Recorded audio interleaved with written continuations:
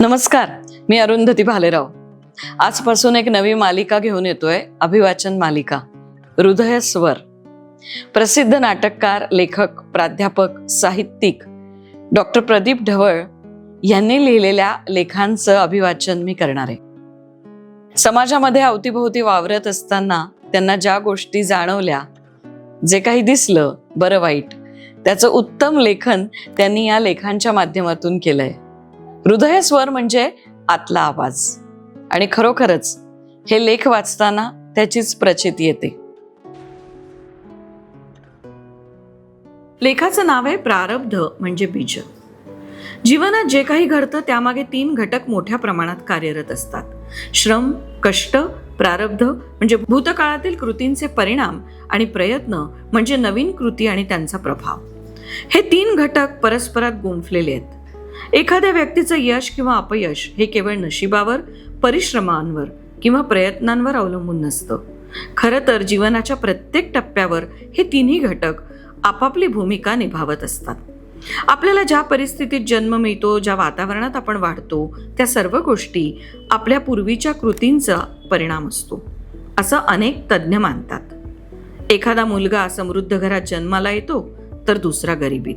एखादी मुलगी चांगल्या शिक्षण संस्थेत शिकते तर दुसरीला संधीच मिळत नाही. हा फक्त प्रारब्धाचा भाग असतो. उदाहरणार्थ डॉक्टर बाबासाहेब आंबेडकर यांचं आयुष्य पाहिलं तर त्यांच्या जन्माची परिस्थिती अत्यंत प्रतिकूल होती, पण त्या प्रतिकूलतेनंच त्यांच्या मनात संघर्ष करण्याची जिद्द निर्माण केली. त्यांनी प्रारब्धावर समाधान मानलं नाही, तर पुढे प्रयत्न आणि शिक्षणाच्या बळावर ते जगप्रसिद्ध नेते झाले. कोणतंही यश हे श्रमाशिवाय मिळत नाही.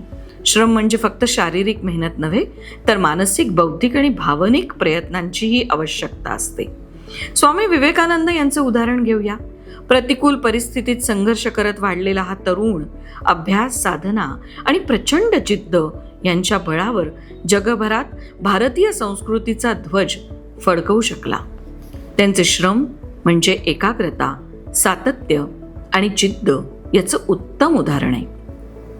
आजच्या काळात पाहिलं तर स्पेसएक्सचे एलन मस्क अथवा भारतीय क्रिकेटचा हिटमॅन रोहित शर्मा हे देखील सातत्यपूर्ण श्रमांचे परिणाम आहेत. रोहित शर्मानं सुरुवातीच्या अपयशानंतर हार न मानता कठोर परिश्रम केले आणि आज तो जगातला सर्वोत्तम फलंदाजांपैकी एक आहे. प्रारब्ध कितीही कठीण असला तरी ते प्रयत्नांनी बदलता येतं. प्रयत्न म्हणजे फक्त इच्छा नव्हे, तर नियोजनबद्ध कृती आहे. उदाहरणार्थ डॉक्टर APJ अब्दुल कलाम हे मासेमार कुटुंबातील साध्या मुलापासून भारताचे राष्ट्रपती झाले.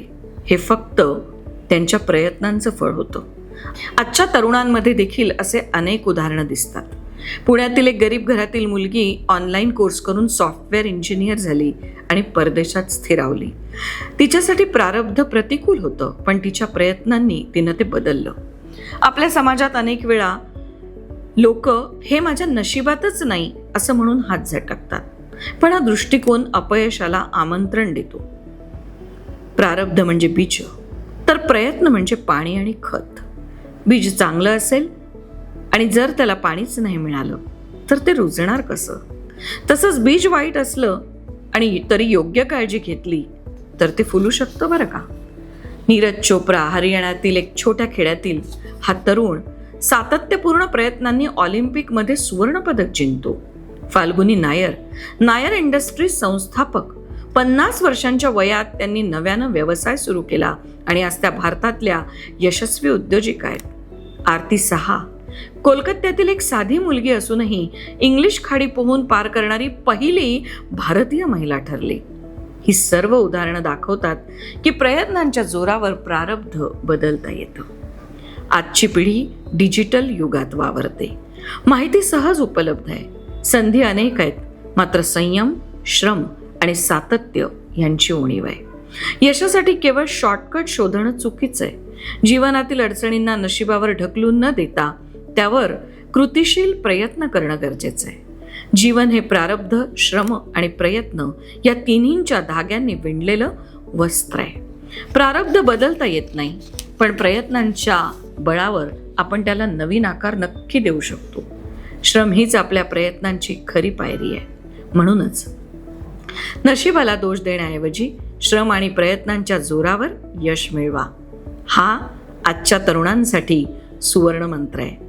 प्रारब्ध हे बीज आहे, प्रयत्न म्हणजे खत आहे आणि श्रम म्हणजे पाणी आहे.